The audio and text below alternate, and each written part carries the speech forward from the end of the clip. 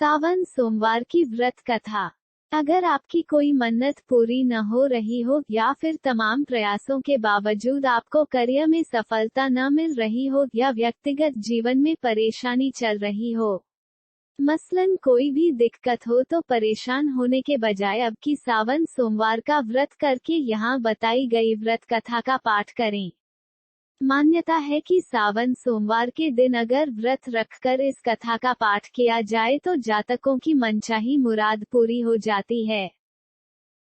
सावन सोमवार व्रत की पावन कथा।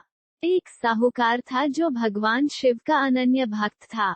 उसके पास धन धान्य किसी भी चीज की कमी नहीं थी, लेकिन उसकी कोई संतान नहीं थी और वह इसी कामना को लेकर रोज शिवजी के मंदिर जाकर दीपक जलाता था।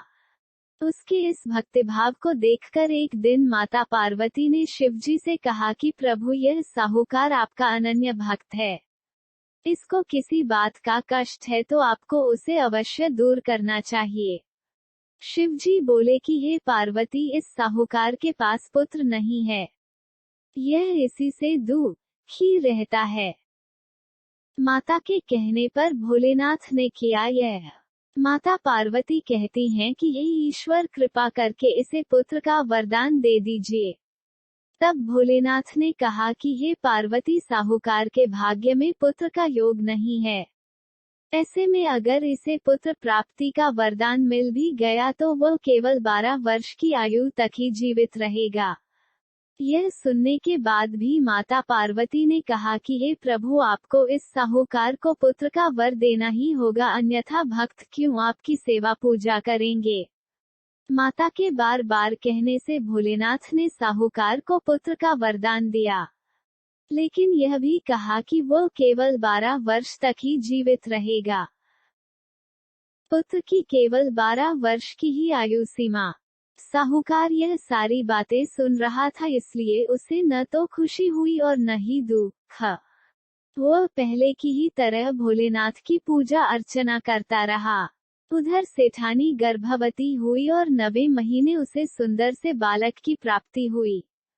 परिवार में खूब हर्षोल्लास मनाया गया, लेकिन साहूकार पहले ही की तरह रहा और उसने बालक की 12 वर्ष की आयु का जिक्र किसी से भी नहीं किया।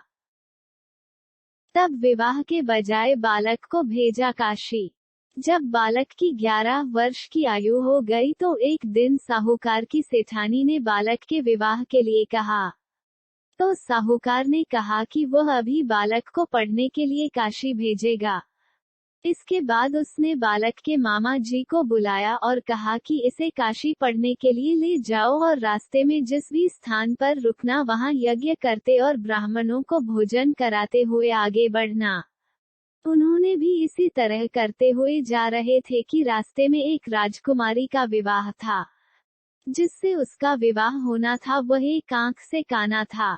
तो उसके पिता ने जब अति सुंदर साहूकार के बेटे को देखा तो उनके मन में आया कि क्यों न इसे ही घोड़ी पर बिठाकर शादी के सारे कार्य संपन्न करा लिए जाएं। तो उन्होंने मामा से बात की और कहा कि इसके बदले में वह अथाह धन देंगे, तो वह भी राजी हो गए। साहूकार के बेटे का विवाह। इसके बाद साहूकार का बेटा विवाह की बेदी पर बैठा और जब विवाह कार्य संपन्न हो गए तो जाने से पहले उसने राजकुमारी की चुंदरी के पल्ले पर लिखा कि तेरा विवाह तो मेरे साथ हुआ, लेकिन जिस राजकुमार के साथ भेजेंगे वह तो एक आंख का काना है। इसके बाद वह अपने मामा के साथ काशी के लिए चला गया।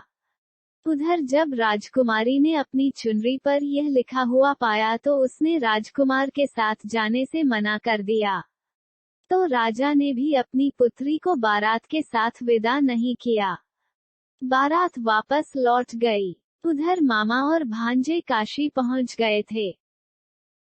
जब निकल गए भांजे के प्राण। एक दिन जब मामा ने यज्ञ रचा रखा था और भांजा बहुत देर तक बाहर नहीं आया तो मामा ने अंदर जाकर देखा तो भांजे के प्राण निकल चुके थे। वो बहुत परेशान हुए, लेकिन सोचा कि अभी रोना पीटना मचाया तो ब्राह्मण चले जाएंगे और यज्ञ का कार्य अधूरा रह जाएगा। जब यज्ञ संपन्न हुआ तो मामा ने रोना पीटना शुरू किया।